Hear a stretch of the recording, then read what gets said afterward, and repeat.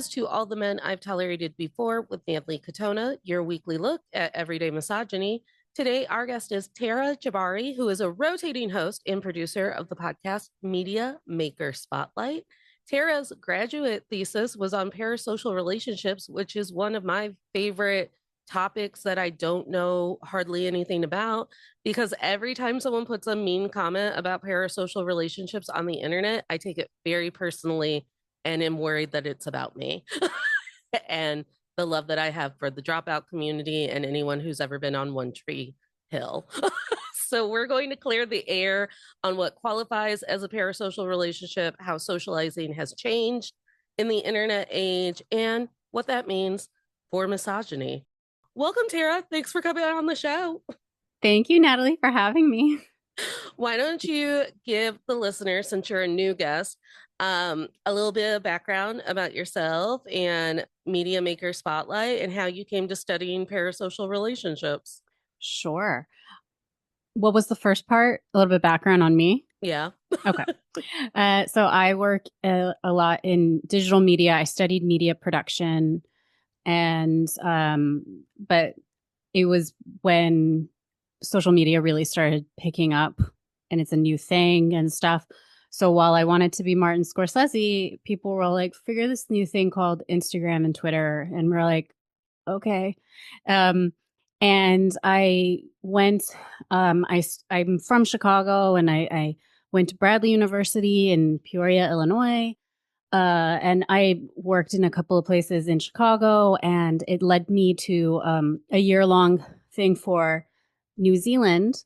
And I got to work on documentaries in Vanuatu and New Zealand. And I didn't get to go, but they went to Tonga and then they gave me the footage. Samoa, they gave me the footage. And I really learned how to edit and all sorts of stuff. But while I was in these smaller places, like not smaller, but for lack of a better word, excuse me, not being so PC, but poor countries, um, it's very far in the South Pacific islands. Uh, they're so friendly and everything like that. I was seeing that we could still communicate, but we were also having a huge digital divide. So I thought we can let technology and our digital tools unite us and use it as a tool. But if we're not careful, we can use it as a new addiction and abuse.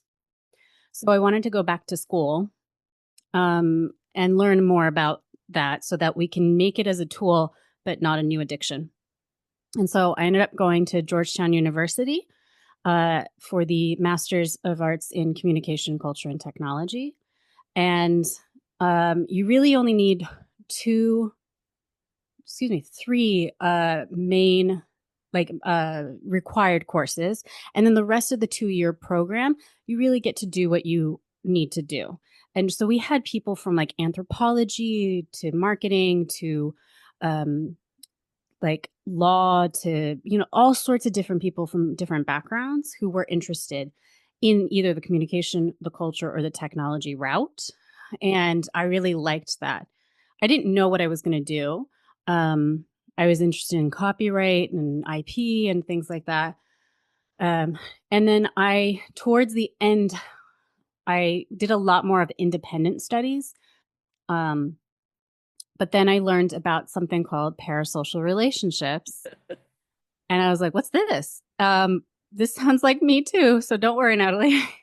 And we'll get into the definition and what it really is, but it's really got defined in 1956 when television really became a thing, more prominent in people's homes. But it's basically para, meaning one-sided. So it's when a person, an audience member really, starts having a one-sided relationship with a media figure. So, like, for instance, there were statistics that showed that crime went down nationally on Mondays when I Love Lucy was on. Like, even the robbers were like, I Love Lucy's on, work is off tonight. Everyone really looked forward to certain things. And when television really was introduced, they had the radio, but when TV in the 1930s, but the 1950s, it became more and more common to have your TV, at least one TV in a person's home. And so people had two senses, their ears as well as their eyes, to form a relationship with people. So like every Monday, we knew Lucy's going to make Ricky mad, but he's going to love her because she's Lucy. And all, you were like looking forward to it, as well as your the news anchor. Every night you were like, this person's going to tell me the news, my local news, the national news, all sorts of things. And by 1950s, if you think about it, you just went through two world wars, the recession, or not recession, the Great Depression, all sorts of things that people really looked up to these people. So in 1956, these scientists and researchers were really noticing people were getting really attached to these people. So if a news anchor, for instance, your nightly news anchor was sick, and a substitute would come on, the studio would get like soups and phone calls and say, "Oh my gosh, I hope they're okay. Here's a soup. This is like a secret recipe my grandmother taught me." All sorts of stuff.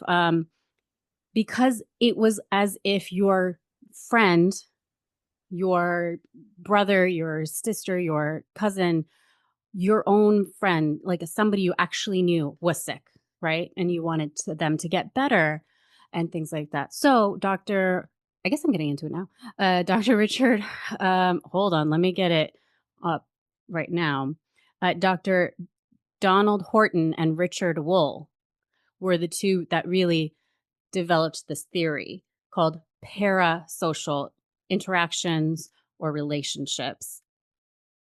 Basically, meaning it's focused like the psychological attachment formed with the media. And for them, it was mostly the television personalities.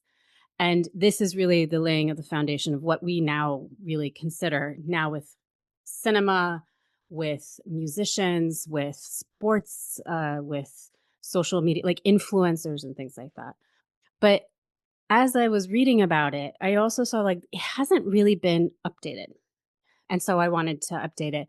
But to your point, I decided I was like, I'm gonna really focus on this towards the end of my graduate studies because I think it is important.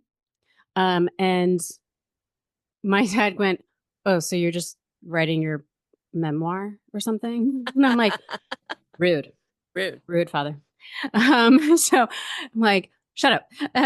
So, but it was interesting. The most extreme examples that we can think of a parasocial relationship that's unhealthy is like the man who tried to assassinate President Reagan because he had watched Taxi Driver dozens and dozens and dozens of times in the theater and associated Jodie Foster as her character, who was a child prostitute that needed saving, and things like that. Now, by the time he actually did this, Jodie Foster was a student at Yale University.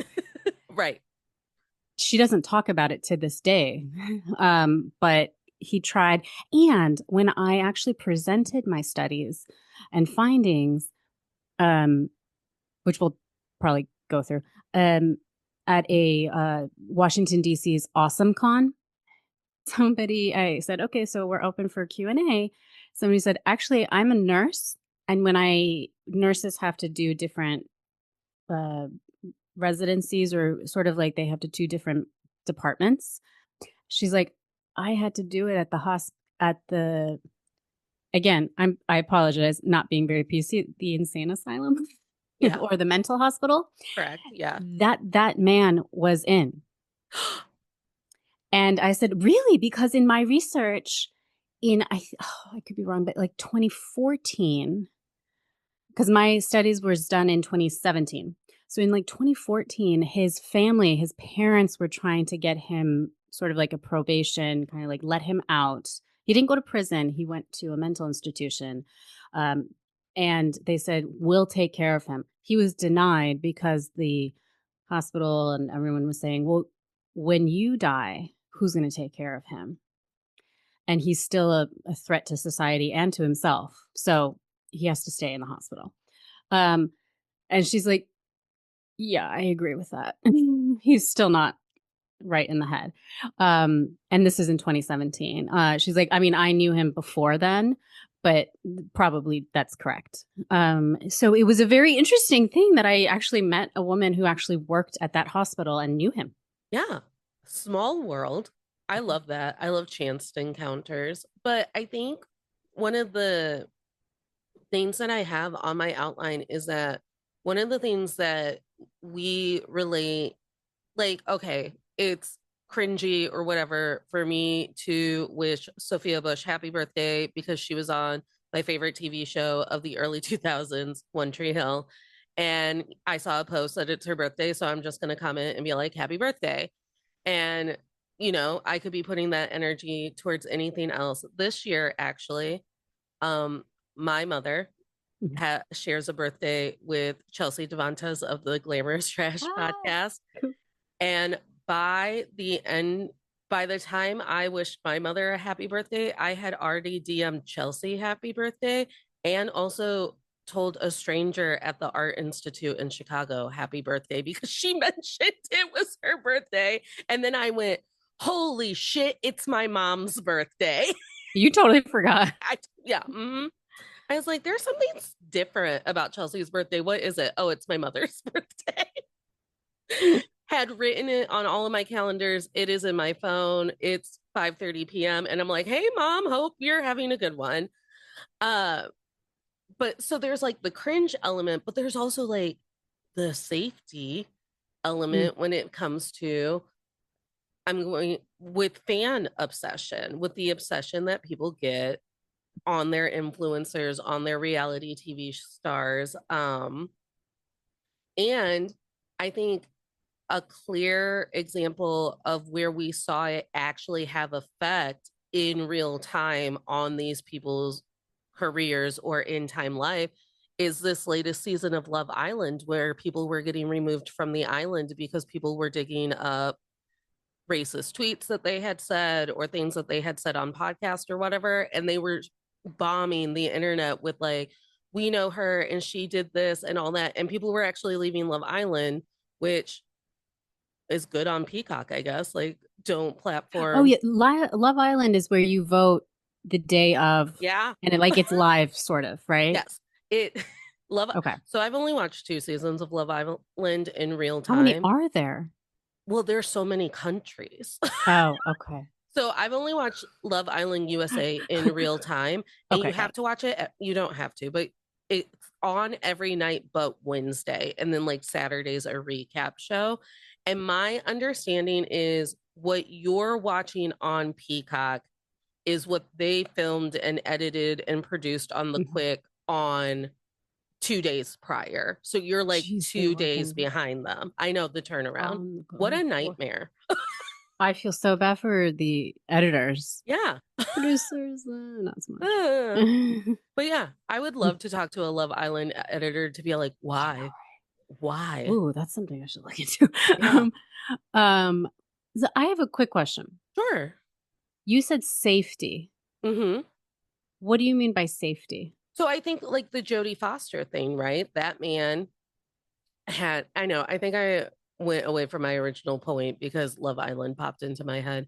But so Jodie Foster was a woman who was just like living her whole life by herself, no longer starring in Taxi Driver, and was way older. And this man had such an attachment and obsession with her that he was willing to kill the president over it.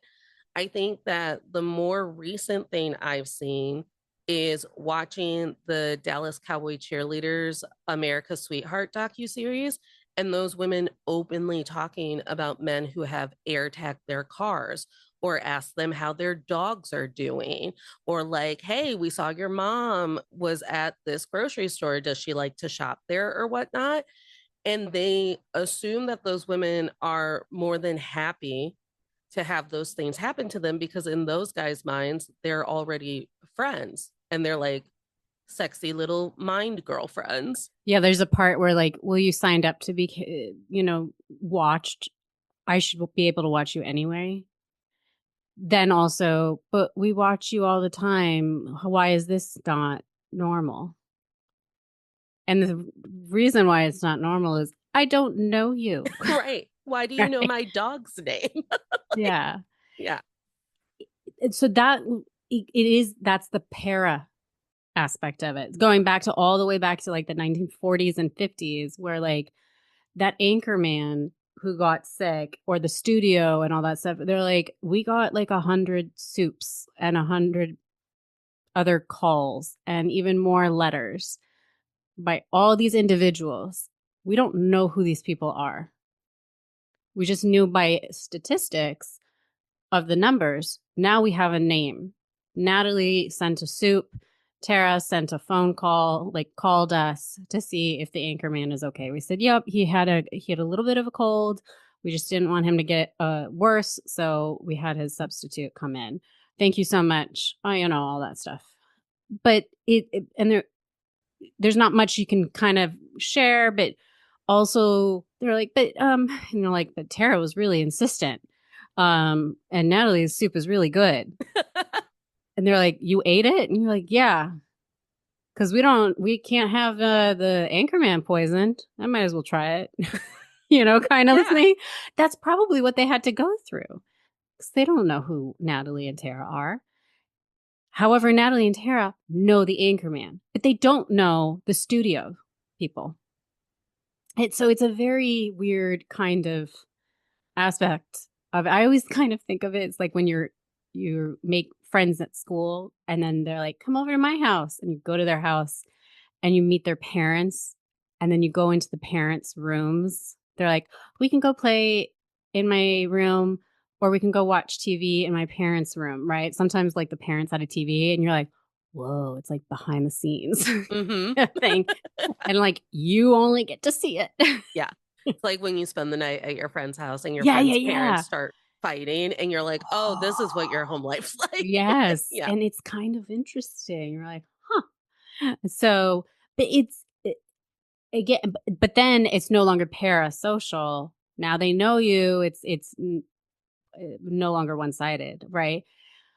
It's a very odd relationship, and because in more recent years we have social media, we have technology has grown where it is literally in the palm of your hand. So I always said, you could watch something. Let's say you're watching an episode of One Tree Hill on the subway, or like even at the airport, right? You downloaded it on your phone.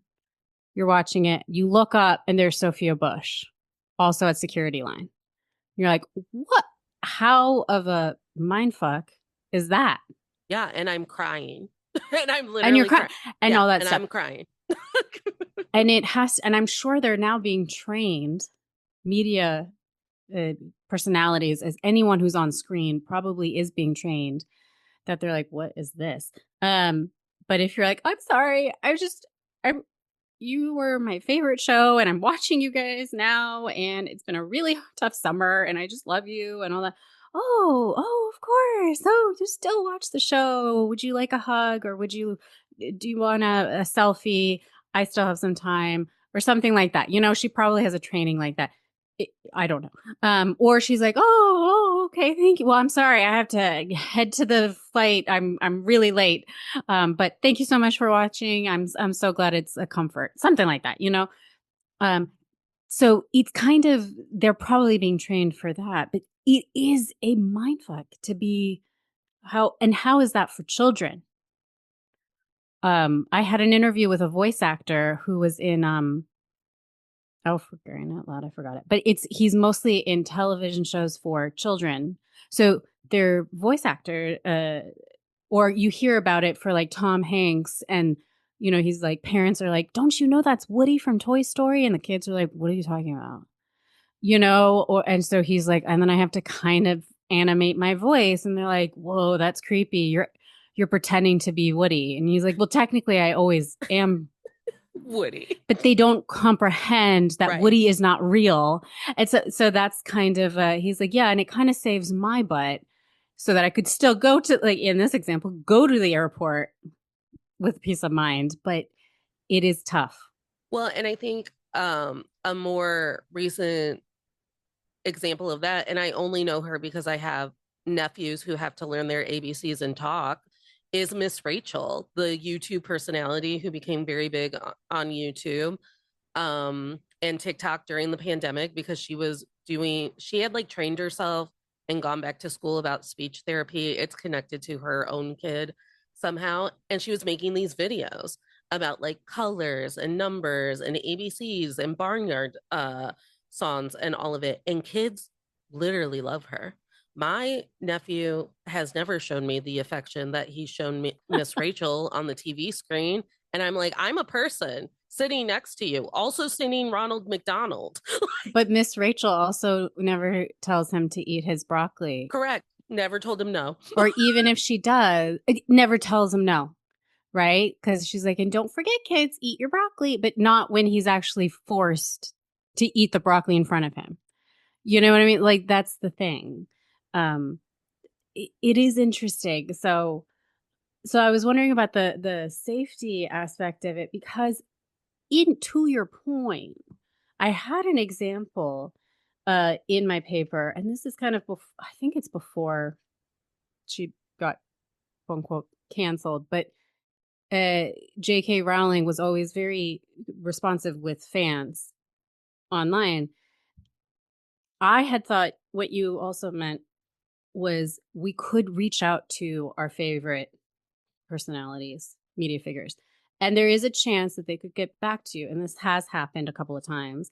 One of those was that I had in my paper was a young woman or a girl had tweeted to writer J.K. Rowling that the Harry Potter series really meant a lot to her, helped her during times when she was being really bullied and depressed and all that stuff. Could J.K. Rowling write one of the spells? I don't know I don't know the story very well. So something that they say in a spell. Emporium is one of them. Anyway, um, in her handwriting, take a photo of it so that she could get a tattoo of the spell in the handwriting of J.K. Rowling. So Rowling does that and sends it to her through Twitter. Now, that probably would not have been able to be accomplished before, or not as fast, before this digital age. That J.K. Rowling knew of the specific person who's going through this and why she needs this and bloody yada yada yada yada, and to get her wishes done so fast. That I was thinking what you meant by the safety aspect of parasocial relationship. Now, also, it's no longer parasocial. Right. Because now JK has acknowledged you. Yeah, she's knows your individual existence and, Yeah.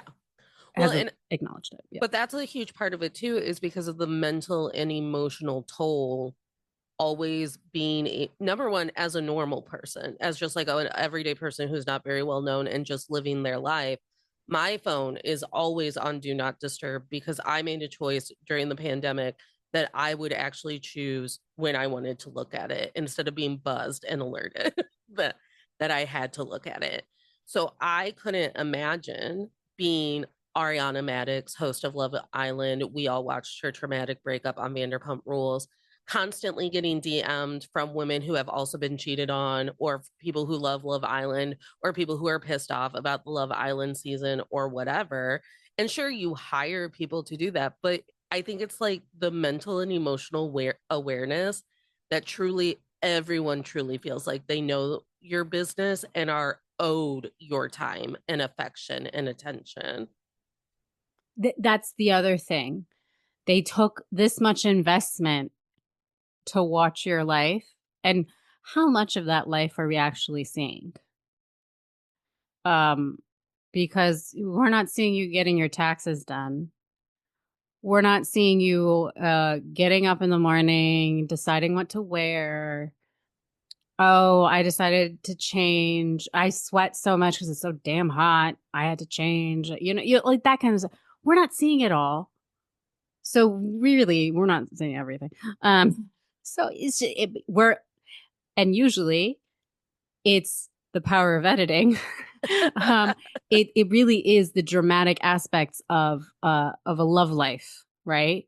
Like those dates that they go on. I do remember. I don't know which season this is, but I was staying with a friend. She was very kind of to let me stay with her for like a month in New York City, rent free kind of thing. But she wanted to watch Love Island, and I was like, I ain't watching this shit.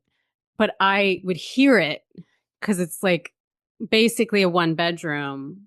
And so we kind of shared the bed, but she would watch in the living room and I could hear it. I'm like, I'm going to the bed and I'm reading a book. But I would end up dreaming with their voices. And I'm like, God damn you, Athena, I'm watching the damn show.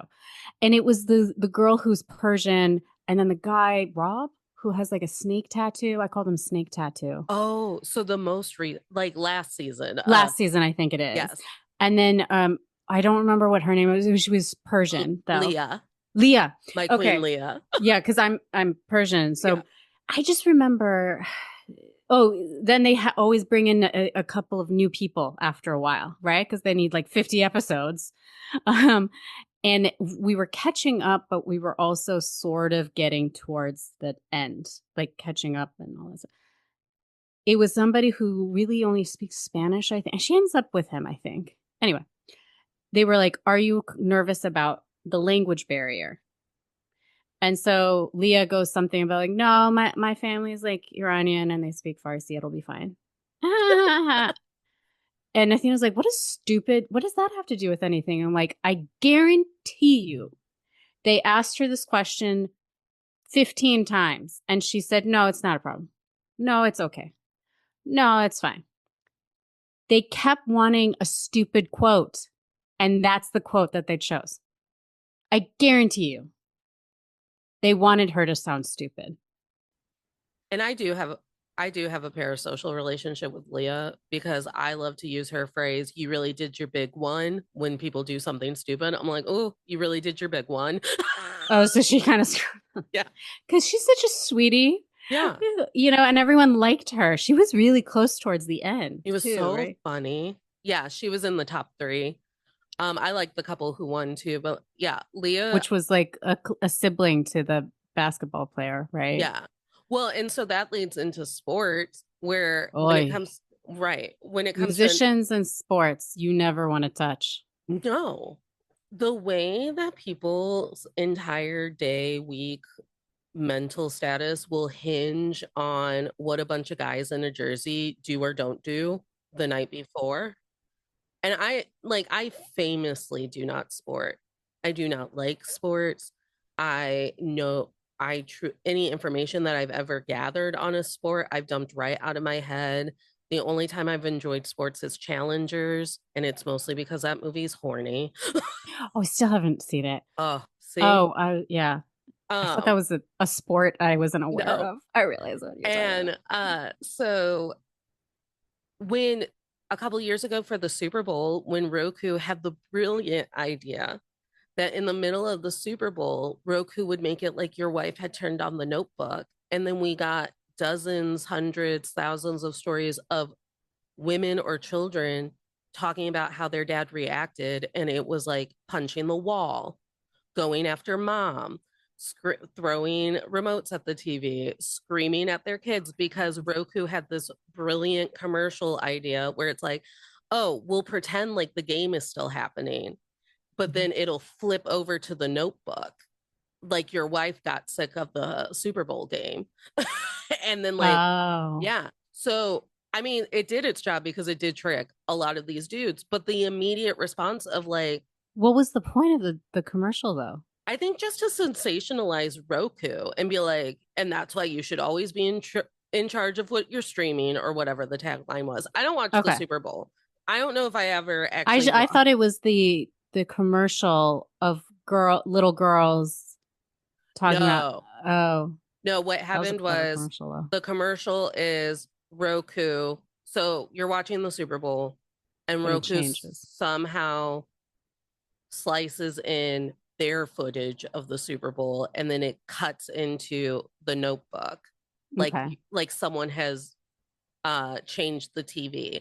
And before the commercial is done, men are already having a dramatic reaction and they're punching walls and they're Yeah. screaming Okay.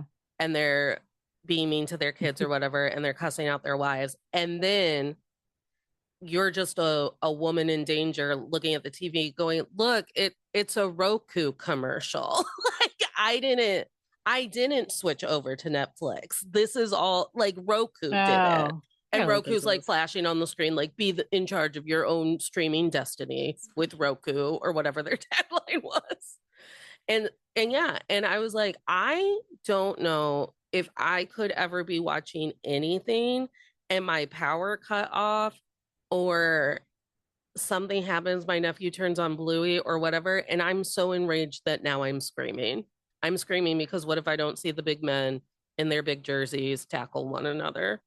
Well, I think I didn't want to touch sports. I You concentrated on television shows. know, I But believe I you. think for music, because a lot of relatives, including my own mother, is a classical pianist, but many relatives are musicians. So I Hmm. sort of know that world. I don't Yeah. speak it.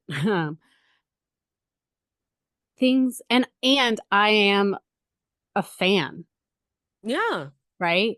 If there's like oh, Little Miss Sunshine is a comfort movie. I know that movie I by love heart. that movie. Goodfellas. I also get really offended when people are like, "Oh, The Godfather, all the men." I'm like, "No, it is such a chick flick. No one gives it enough credit. It is the best.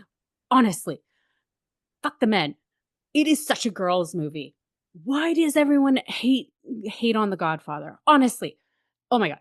But like, I do get passionate about stuff, and so like when people are not letting me focus on it, like if it's on TV, for instance, or if I hear a song like Amy Winehouse's "Back to Black" or something like that, and you get to the part where it's gonna get to the part where you're like, this is where I'm gonna cry. This is it. And then somebody changes it. You're like, what the fuck? I kind of get it. I don't understand it for a sport. I'm like, they literally have been walking, running around back and forth, back and forth. I don't care. But I can put it into that context and I'd be like, okay, for some reason they care. So, That's so funny because we were at the Ludacris concert on Friday, my sister and I, and the my sister for the entire week was going, "Who's your housekeeper? What you keep in that house?" from Rollout, and he cut the song off and switched it up right before that line, and she's like, "I didn't get to scream my line at the I know. county fair. I've been What? practicing." I know. Why? So Luna? Ludacris, answer for yourself. um, Yeah. See, now you can not be parasocial and you can get on yeah. his DMs, but now Instagram has made it a little bit harder. Don't worry, you can make it as a comment and I be like, can. what the hell? I can tag him on anything I want until Ludacris answers for himself. Sends my sister a Exactly. cameo of him going, "Who's your housekeeper? What you keep in that house?" Exactly. So, Exactly. and maybe you can get some answers. Yeah. But it music and sports, there is a heightened Hmm. thing. I can kind of understand with music. Um, the music is a very interesting one, and actually one of the things that I had read towards around the 80s when I was reading about parasocial Uh relationships, huh. there was a woman who was in love with Elton John. At the time, Elton John had come out as bisexual. He had first come out as heterosexual, or like, never commented about it. By the 80s, he said, I'm bisexual, kind Yeah. of, you know what I mean? Um, and so she's like, but I just know, I don't remember the article. I'll try and find it if you want. But it was something like, she's like, I just know that if he met me, he would know I'm the one for him, huh? Yeah. And I was like, oh, honey, wait until you get in the 90s and the 2000s, because Yeah. he gay. He's yeah with a He husband. with a husband and everything. But it was like you something about his music and the way he sings and he performs. It speaks to her. Um, there's all sorts of. There was a music video of Selena Gomez's "Oh, Can't Keep My Hands to Myself." I think it was that music video, and I was like, I'm just talking about the music video. I'm not talking about her music. I'm not talking about her. Just the music video, which is like where she's like breaks into this famous model or actor's home, and she's like breaks into his home, tries on his stuff, and then he comes home and he ends up in bed with her. That's the music video. I was like, that is an extreme example of parasocial relationship, no longer parasocial. He finds her beautiful and it works out for her, right? That was my breaking it down. And I was going to do it for a fan website called The Game of Nerds, which I write for often. And they said, I'm sorry, we do not do musicians. We get so many hate. And I'm like, but I'm not criticizing her or the song. I'm just breaking it down to explain parasocial. And they're like, you can't, we can't.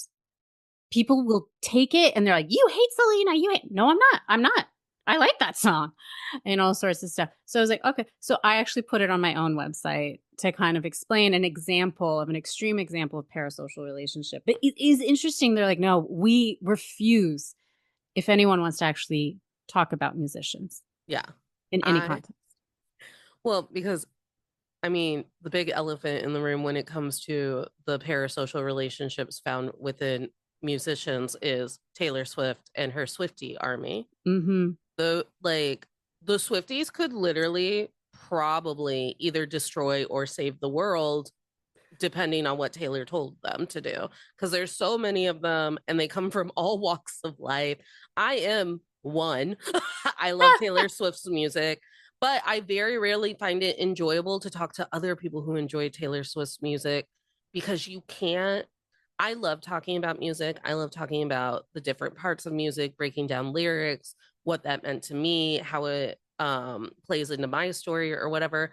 You can't talk to a Swiftie about Taylor Swift music because it just becomes part of the overarching. And I say that you can't, and we've done it 3 times on this podcast, but But it are they also Swifties? yes. Okay, But they that's the were difference. friends of mine, Swifties. I had vetted them. Okay, cool. And but you truly can't because people get so bent out of shape about it. And then my frustration comes from, well, now you've invalidated the fact that I'm a fan of this person because now people think I'm a wackadoo like you. Like now I'm getting shit because you're all wackadoos. And now men and my sister and my family just love to tell me how much her music sucks because they want to see if I'm going to be a wackadoo about it. Well, it also, I mean, that's like where they just want to tease you because they're Mm-hmm. like, calm down. A, I'm not a Swiftie. Yeah. I liked one song.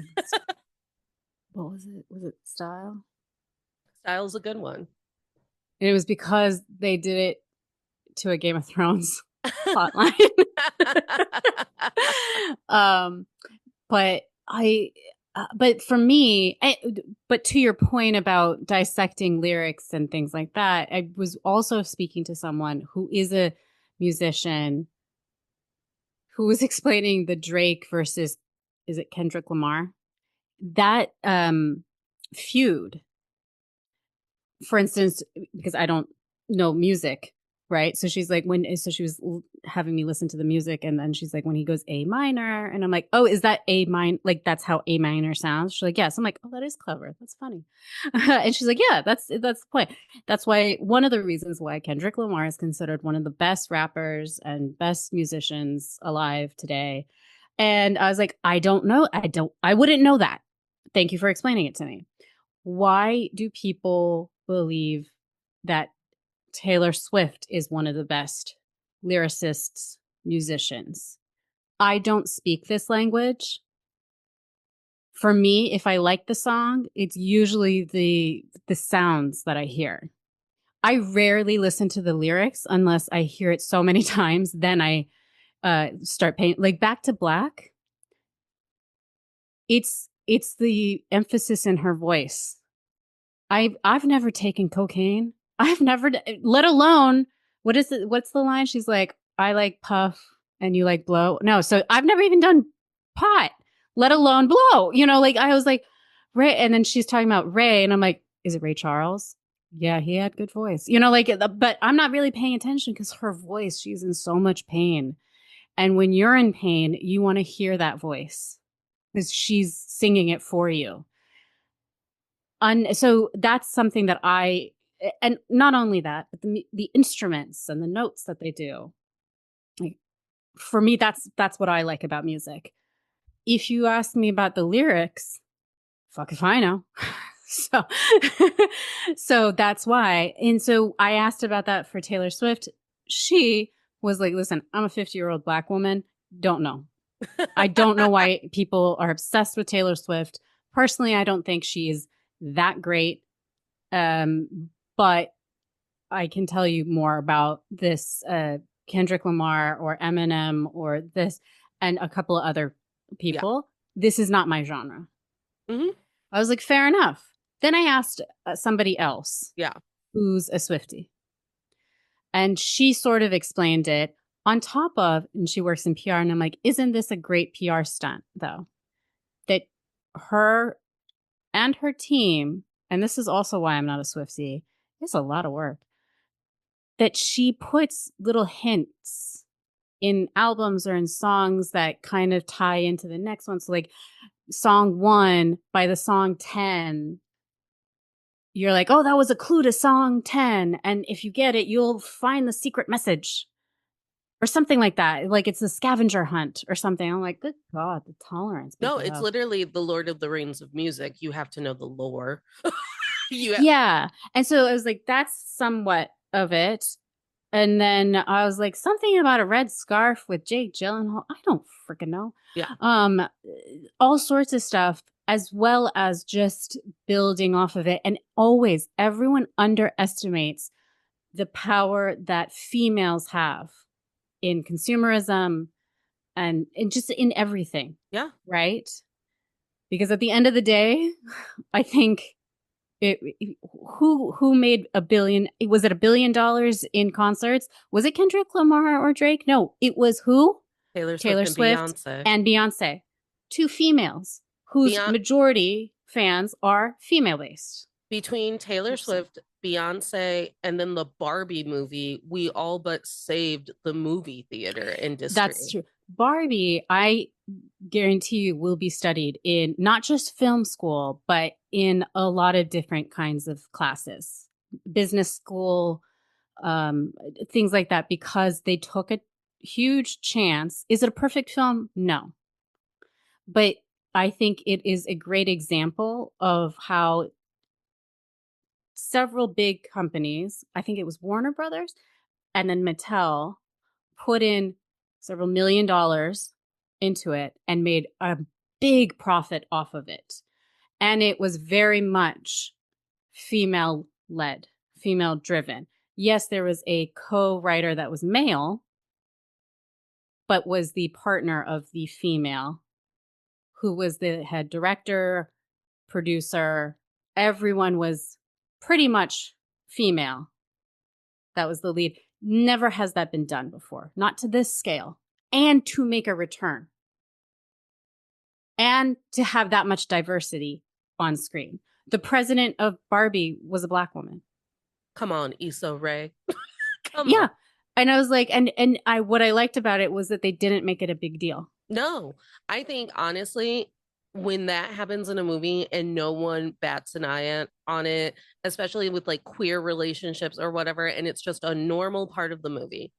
That was Dan Levy's big thing about anything David did in Schitt's Creek, and he was like, we just wanted to live in a town where being queer wasn't all that out of the ordinary, and no one was going to do anything about it. Um, yeah, and I think that the Barbie movie and the Taylor Swift and what they had in common is that they both knew how to tug on my nostalgia like endorphins in a way where and they also knew how to get me like all hyped up in my like I'm every woman, it's all in me. um but they tugged on it.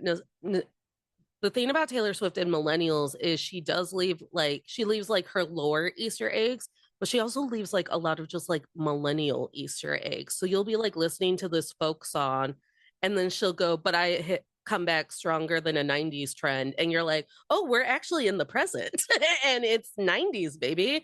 And it's just fun for me. Also, she says lines like, give me back my girlhood. It was mine first, about being in a relationship with John Mayer when she was 19 and he was however older he was. Um, and when, as a woman who grew up in the throes of girlhood and all that comes with it, when I sing that song, I'm like mad for all of us. I'm mad for her. I'm mad for me. I'm mad for every woman who's ever had their girlhood stolen. And it's all of us at some point. And so she plays on that a lot. Like it's that part of the, She can make it kind of universal. yeah. And she welds that parasocial relationship that she has with all of us like an iron fist. Like you might not be the chosen one who got her to comment on your TikTok after the Eras Tour concert, but 5 people were. And like she'd send her mom out to like be like, pick a person who's having a good time. They can meet me after the show or whatever. And it's just like all of these little secret things that she's doing that keep me hopeful that one day I guess it could be me. Like instead of a 12-year-old, please let this 36-year-old come to the fun meet and greet with the cookies. Like, Yeah, yeah. yeah. I mean, it is smart and it works. But musicians and music, it's very difficult, very personal. So I went to Ludacris on Friday and that was wonderful. And I got to get sweaty and bump and grind like it was 2005 and I had the best time. But the week before, I was at the Kesha concert. And I have such a strong parasocial relationship with Kesha because I literally lost friends arguing and debating about her court case about Dr. Luke and how, in no way, did whatever contract she signed or whatever high school she dropped out of, or however many times her mom was or was not in studio with her, should that have ever led up to her continued abuse. And that, you know, the way that we talk about her drug use and her alcohol use. And I'm like, I don't think we talk about it in the correct way because a lot of that wasn't consensual on her part. They were drugging her and keeping her drunk a lot Oh, of the for time. sure, I'm Yeah. sure.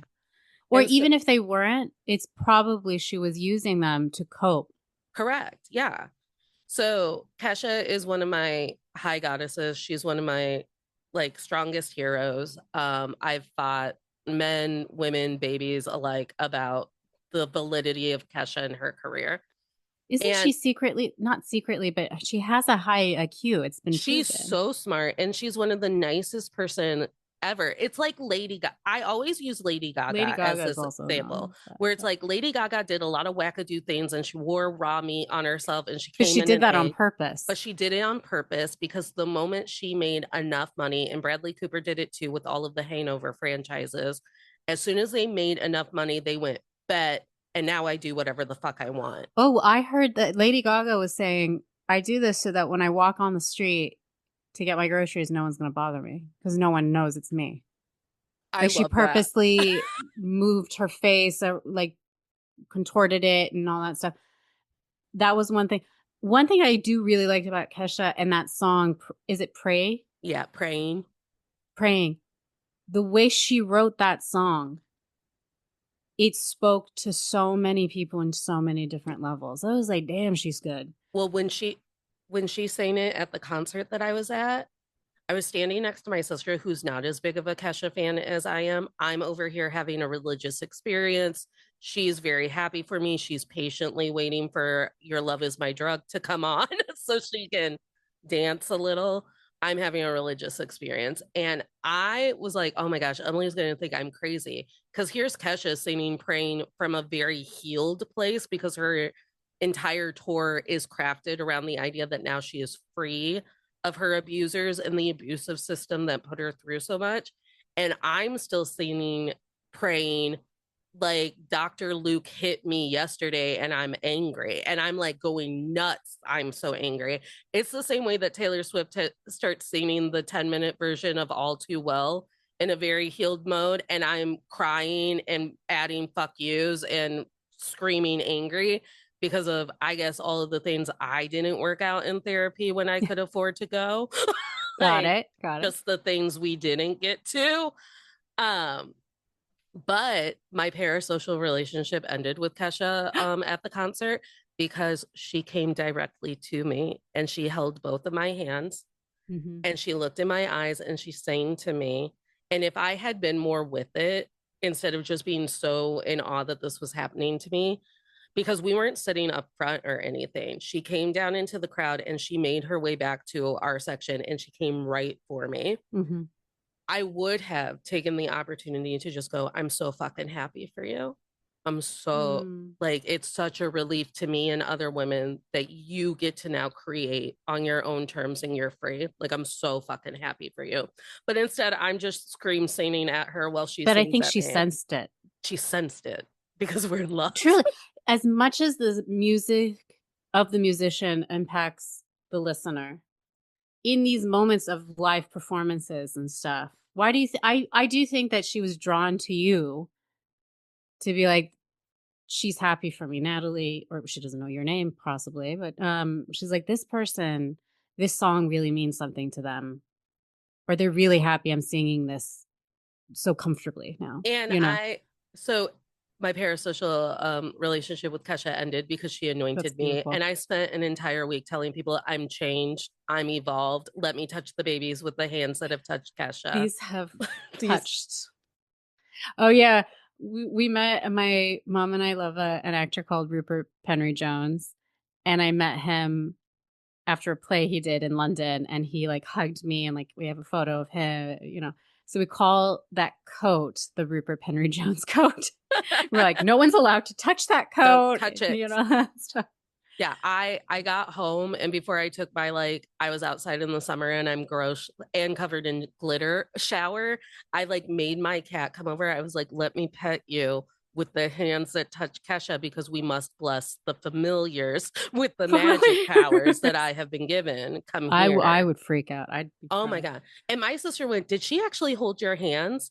And I was like, "Yeah." And I think I was on the Jumbotron and she goes, "No, I was just watching you." And I was like, Did she "Some get the video? no." Here's the thing. My sister's real chill about things and I'm trying to be really cool about the fact that I know that if my best friend had been at the Kesha concert, she would have FaceTimed my mom, been on TikTok live. I would have had shots and video and pictures from every angle.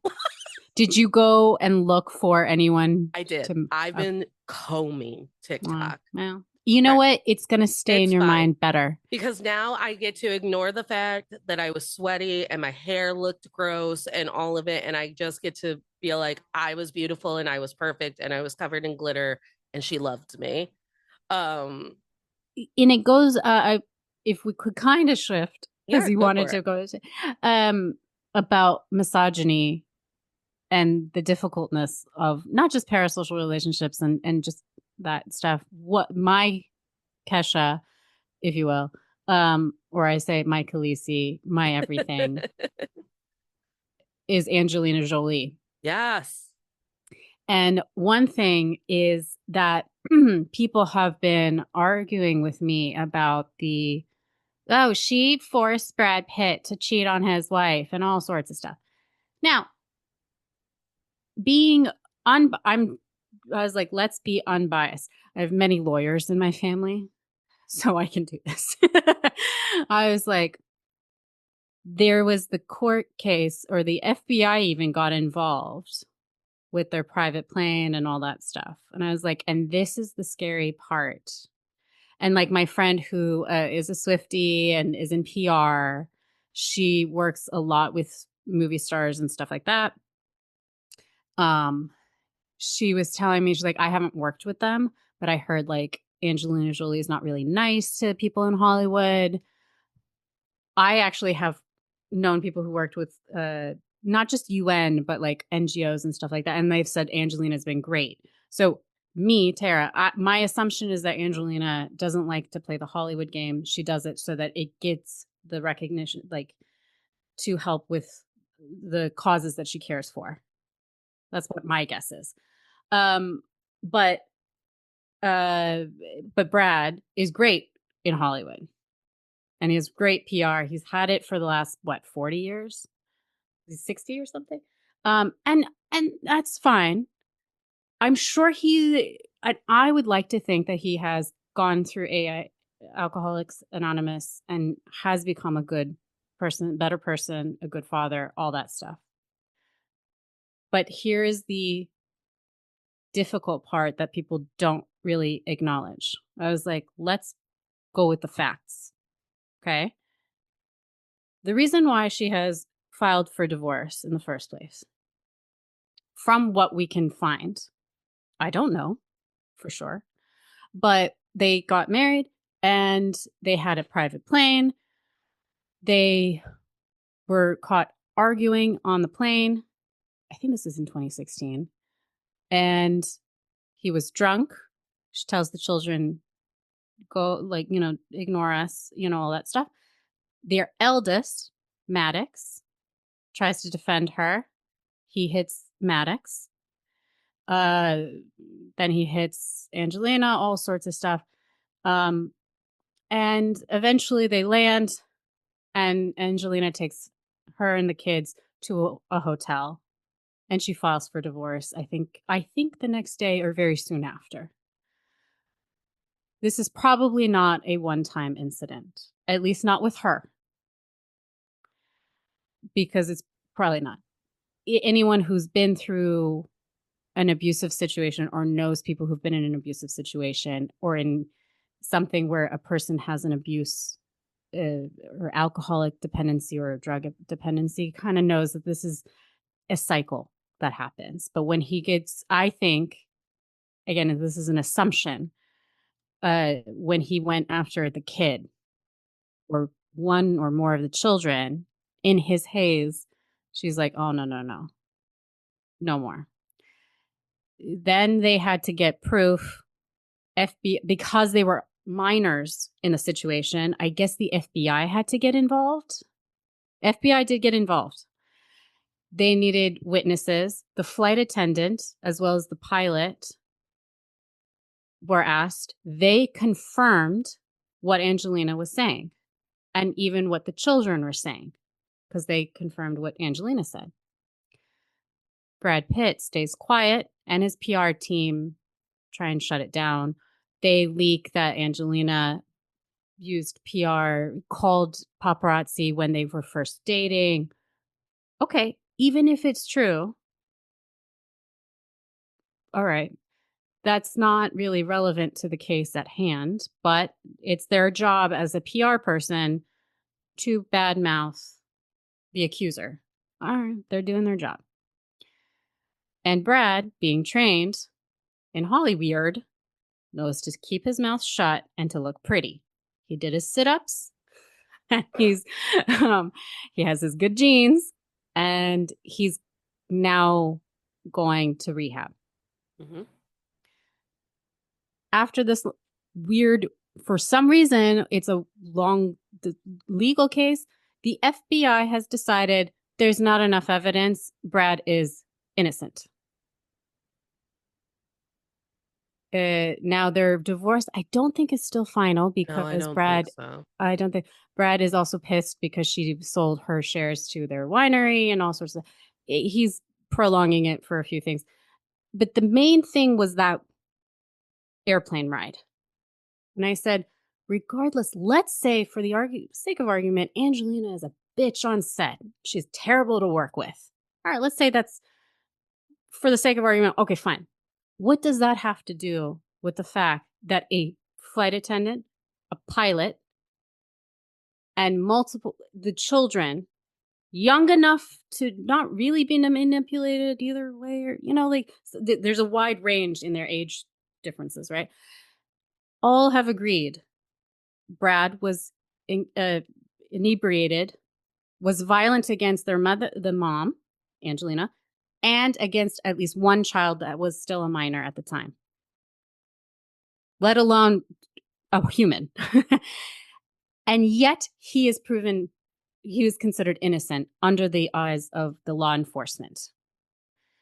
I was like, so if Angelina Jolie, who is pretty privileged. If, regardless of what you think, for the majority of people, you would think she is a beautiful woman, beautiful person.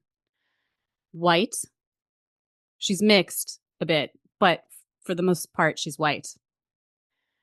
Money, fame, and she still is not believed. And not everyone, excuse me, many people will still go, yeah, but you are a cheat, like you're a whore and you make men cheat. Make men cheat. Ain't that something? Let's say, okay, yeah, you're like whatever that like a mythological creature that makes the people turn into stone or makes people do what they didn't want to do. Okay, fine. Again, in this case, what does that have to do with anything? So, and the fact that Brad Pitt is a white male, argue very handsome, all that stuff, let alone wealthy, let alone is Brad Pitt. And he gets scot-free. Now, he gets into rehab. He says he's been clean, all sorts of, sober and all, and he's been trying to work and gain a relationship with his children. I hope that's true. But it's still that's still what we're going through. So if any of them were a person of color, which some of their children are, if any of them had not a lot of money, which many, many people on the planet don't have the resources for the best lawyers or for therapists and counselors and all that stuff. This is the damage that can happen. And that's what's the sad part about it. And I do think Brad Pitt is a great actor. He is one of my favorite actors. I've seen almost everything he's ever done.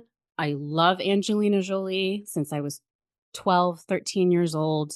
Everyone also gave me shit. They're like, she's weird. She kisses her brother. She has sex with her brother and all that stuff. And I'm like, she also is the only one who's been telling me about what's going on in Sierra Leone.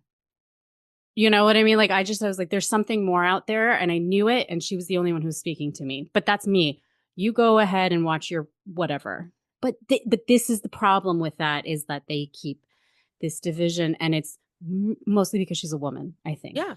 Well, and we talked a lot about how like parasocial relationships are people feeling positively about someone, but my God, there's so many instances, especially if you're a woman on the internet, where the parasocial relationship is that the person in your DMs or your comments has just decided through their own detective work that you're a bad, shitty person and has now made it their life mission to tell you that you're a bad, shitty person every day and tell everyone that they know. Do you know who's a bad and shitty person? Um, Chapel Roan. And it's like, okay, why? Like, Right.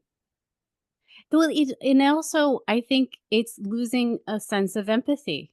it truly is. Because while parasocial relationships technically should have humanized I Love Lucy to us more, like to be able to watch I Love Lucy, but also recognize that Lucille Ball was a full-fledged person outside of I Love Lucy. It's that cognitive dissonance.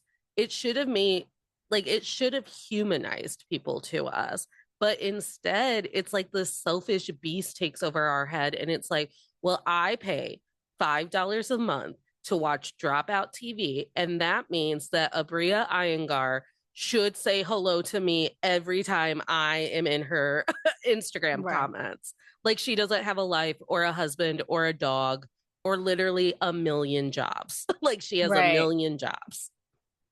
Yeah, which is one of the reasons, like Eminem's song, was it Stan? Yeah. And like at the end of the song, he like writes a letter to Stan. He's like, I'm sorry it took me so long, but Yeah.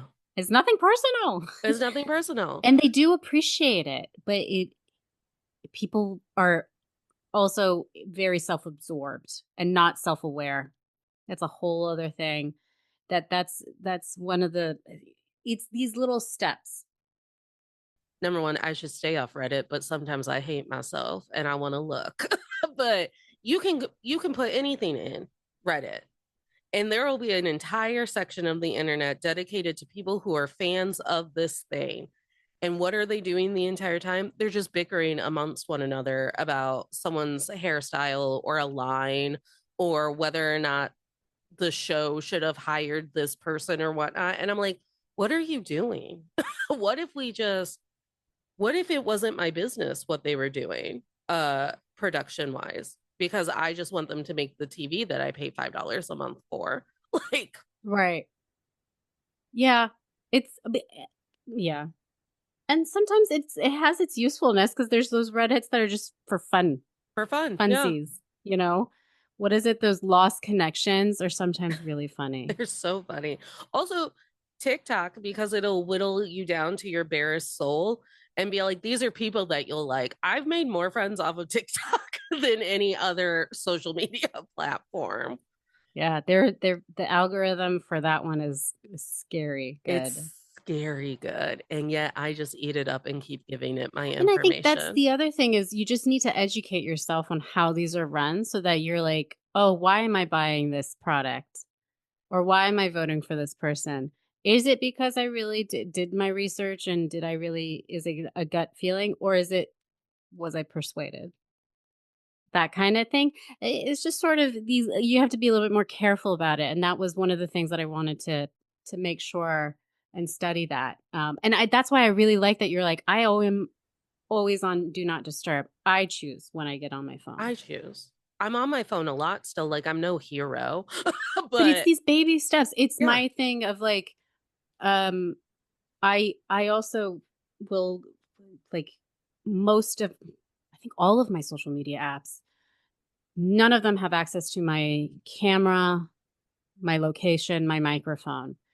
And when I need it, I have to go into my settings, give it access, then go back into the app and get in. And I was like, those small steps of those few extra seconds make you really think you're like you're about to go on live or you're about to do share this thing.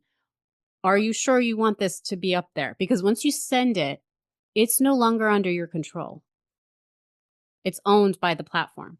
And people have made it their hobby and their passion to find shit out on you. Like, as soon as you get like a little bit of success, a little bit of like attention, anything, someone's going to be there to find the really bad thing that you said in 1999.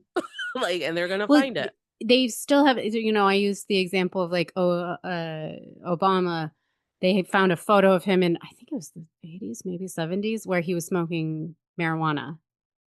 And I was like, so you had people who were supporting him. They're like, what? Look, he's one of us. Most of us did.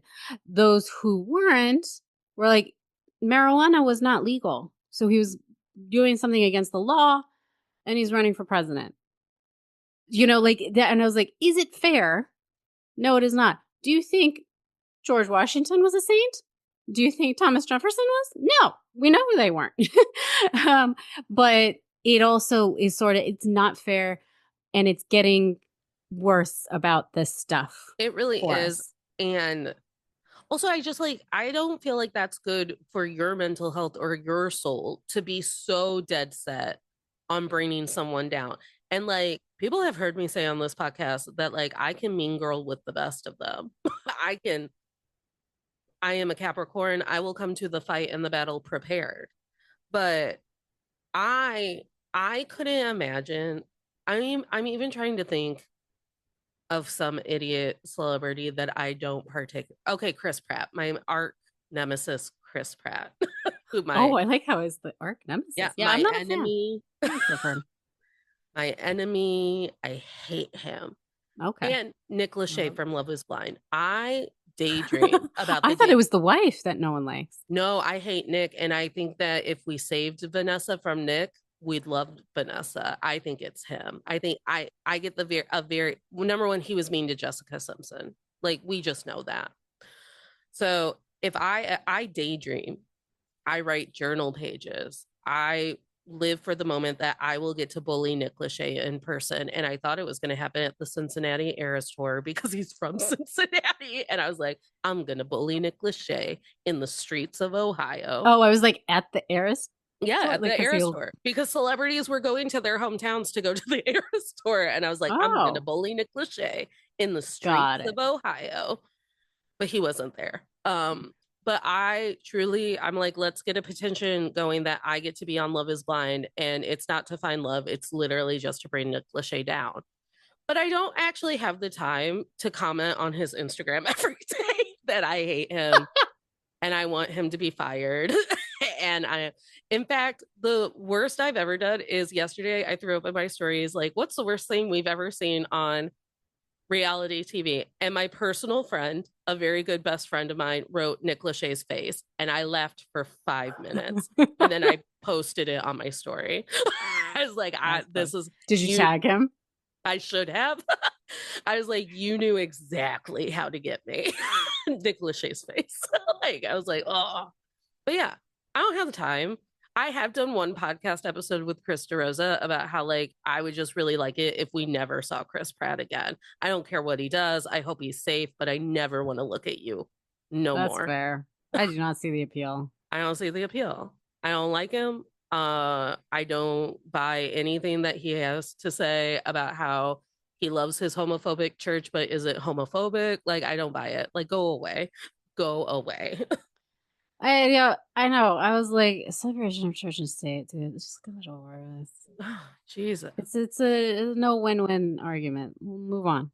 Because also like as a Capricorn with ADHD and a praise kink, I will hyper focus on bullying Chris Pratt on the internet every day if I let that become my hobby. So actually what I'm doing is holding back, and that's on growth. That is gross. That's on emotional well-being. Out of everything we've learned about parasocial relationships and the way that socialization has changed because of the internet, what is one takeaway that you think that people should hold on to, like a lesson that you would like to impart to the listeners? I actually had notes. And we never got to them. Well, one thing is, I in my thing, I actually did a series of interviews. Mm-hmm.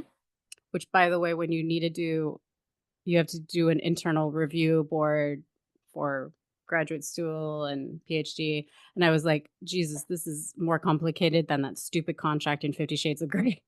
um, anyway, one had a very good quote, and I'll quote you from one of the interviews that I did. She said, I think the whole concept of parasocial relationships, the idea of the one-sided relationship, is kind of going out the window because there's this whole extra category now that has no name where you can have this tenuous acquaintanceship with people that were formerly untouchable and unreachable, and there's a huge amount of gray area. It doesn't seem to quite fit in with parasocial relationship because sometimes it is a two-way, but it is not a friendship. It is not a strong relationship. It's something else. It's something built purely off of some form of digital media, social media, end quote. So I think that's what we need to kind of consider is it's no longer parasocial, but it's not a relationship. And to be aware of it, especially if you don't have any mental disorders, like those extreme examples where the person wanted to kill the president, and all that stuff. But it's sort of, if you're like, I have to stand up because Taylor is my girl and you want to be violent towards other people, that's not normal. Move on. And it's okay that they have a different opinion. And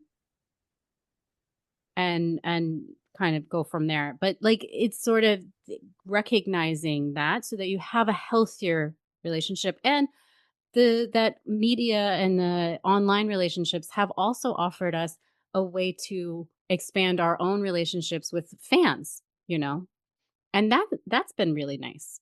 So that like while your sister and your family are like, you're such a loser as a Swiftie, you have a bunch of other Swifties that are like, no, that's all right, girl. I just made you a bunch of bracelets, friendship bracelets. Cause that's a fan thing. That wasn't her, right? No, yeah, she has a lyric in You're on Your Own, Kid, and it says, so make the friendship bracelets, take the moment and taste it. So when the Eras tour started to get underway, people were like, we should trade friendship bracelets because we love On Your Own, Kid. And it's another like ridiculously emotional song for me because like I have to always been on my own, Taylor. So thank you for writing a song for me to cry to. So I still make, I mean, I've been making friendship bracelets for the gaming convention that I'm going to next week because I go to a lot of the shows and I play a lot of the games like just by myself because my family is not interested in doing any of the activities. So, like, to endear people to me, I give them a trinket. I'm like, hi, Oh, I'm Natalie. I'm a really big fan of you and I loved your work on Critical Role. Here's a trinket. Like, thank you so much for performing for me and giving me a moment of your time and maybe a selfie. Like, that's sweet. yeah. So the friendship bracelet stuff has actually gotten me so far in my parasocial relationships becoming real relationships. There you go. So It's Taylor useful. did that for me. But yeah, there is this weird gray area when it comes to like the internet because Rosie O'Donnell saw one of my TikToks talking about her in the movie Sleepless in Seattle. And I had never seen Sleepless in Seattle. So I was like, oh my gosh, it's my friend Rosie. And like that was a very short part of the clip I had clipped on for the podcast. And she like wrote, hey friend, it's me, Rosie. And then she followed me. And I'm like, everyone, I don't know if you know this, but Rosie O'Donnell and I are friends. I go, we're friends. I would flip. Like, she is my entire childhood. I do Yes, the watch, Rosie O'Donnell show. yeah, she does daily updates on TikTok and she just calls them like her Tuesday day rambles or something. I watch them religiously like I'm on a phone call with my grandma. Like, Oh, I'm like, I gotta check cute. in with Rosie. Like, Her stand-up special to raise awareness on female heart attacks. yeah, Oh, it's gosh, it's brilliant. gosh. I need to honestly, what I need to do is to do an entire episode about like how how a few choice men decided that we shouldn't love Rosie O'Donnell anymore. Well, I'll be on it. Who the Okay, fuck let's said do it. that? Well, The View and Trump, You know, you know, fuck off. and my It dad. didn't work. No, it didn't. I love literally 10 toes down always for Rosie. Like, And she's not a perfect person, no, book movies were better when Rosie was in them. I'm gonna say it. but it's just not no one's perfect. That's the No, thing. that's the thing. And I think like that's my biggest lesson and takeaway. Like, I could spend the rest of my life being mad because someone that DM'd me once did a disappointing bad thing. And I kind of am mad at Nelly for playing the inauguration. And I did bring it up when I was at the Ludacris concert. I was like, last year we went to Nelly and now I'm mad at him, you Oh, know? did you watch his show with Ashanti? No, but I've also seen clips of that to be where I'm like, I'm also mad at the way that you talk to Ashanti, Nelly. Like, I'm kind of mad at you. It was the perfect thing to watch because it was again that nostalgia thing, and it Yeah. ends with he's like, I was asked to do the inauguration. I'm like, I think he does, doesn't he? Yeah, he does it. And his wife and mother-in-law were like, they're like, what do you think? They're like, next question. Yeah. And they're like, don't do it. But everyone needs a paycheck. So I don't know where I fall And on it. I was like, again, to his point, what's done is done. It's a paycheck, and it's also like, We got to you know, eat. Yeah. yeah. And I was like, I So, kind of agree with him in that yeah. way, but yeah, I get it. Yeah, But it's I tough. think like honestly, I think that one of the reasons I love Rosie O'Donnell so much is because I got to watch all of Rosie O'Donnell's movies and television appearances and whatnot, and that was the only thing I got to know about her. Like I didn't know all of the rest of it. And I think we're so like flooded with information and it's like I'm just trying to see a Jurassic Park movie because Jonathan Bailey is wearing slutty little glasses and that's it. That's the only information I want for the entirety of the run. Yeah, I get that. Yeah, Yeah, I get it. I'm getting so much of the Superman movie, and I was like, me too. Which one is this guy? Oh yeah, he was in Pearl." Yeah, he was in Oh, Pearl. But also my favorite little weirdo, Nicholas Holt's in it as Lex yes. Luthor. He's my favorite little weirdo, him and Dan Stevens. Oh, Dan. Yeah, do you remember when he was a brunette in Sense Yes. and Sensibility? You I miss remember him as when a Dan brunette. Stevens was just like the soft-handed guy in like Downton Abbey, and now he's my favorite little horror weirdo? Like, Where? oh, In he's what? it. So he has done, and We're I'll off on tell a you one. tangent. Yeah. Why don't you go ahead and do your manifestation? I've gone on the Dan Stevens tangent before on the show. The people know what scary movies he's done. I think of the him looking for his sister. Anyway, okay, we'll discuss this later because I haven't seen them all. But okay. Oh, my manifestation. I have a bad history with manifestations. Oh no. Um, but all right, let's just like in general. Yeah. It can be for anything. Manifest that all my dreams come true. Yeah, exactly. Sometimes I'm like, I just hope that Britney Spears is having a good day. Like, I just want her That's to a good have one. one No, I'm good day. selfish. I want to be selfish for a little while. Okay. I have not been very selfish, and I damn well want to be. I know what my dreams are. And I know be careful what you dream for. But I don't Mm-hmm. know, wish for. Oh, wish for. So I didn't say wish. I said dream for. Yep. Mm-hmm. So I want to manifest my dream. Are you just ending it at your Yeah, dream? to come Yeah. true. There you go. That's what we have. And I hope that Britney Spears is having an okay day. That's great. And I hope that someone is looking out for Amanda Bynes. And I hope that Oh, every yeah, day. I just hope that that's someone true. kind is looking out for Amanda Bynes. Yeah. Well, Tara, thank you so much for being on the show and dealing with all of the tangents and everything that came with. I'm the queen of tangents, so Me don't worry about too. that. Let the listeners know where they can connect with you and start building their parasocial relationship with you. Oh my gosh. Shut up. Yeah, so I am on most things at Tara_Jabari. And I have a couple of podcasts, Media Maker Spotlight, Who Was She podcast, and Safe Passages on Substack, which is about digital wellness and travel. So there you go. All right. And tolerators, you can continue our parasocial relationship at There you Men go. I've Tolerated Pod on Instagram, Natalie K124, Instagram and TikTok. And I always invite you to write to all the men I've tolerated before or Natalie K124 in any social media app that you might be on and see what happens. But Instagram and TikTok are the ones that I check. And remember, tolerators, you don't have to smile through anything you're tolerating, including wanting to be so excited because you're a fan of someone's work, but having the internet tell you that that's actually weird and you're in a toxic parasocial relationship. Smiles are for joy.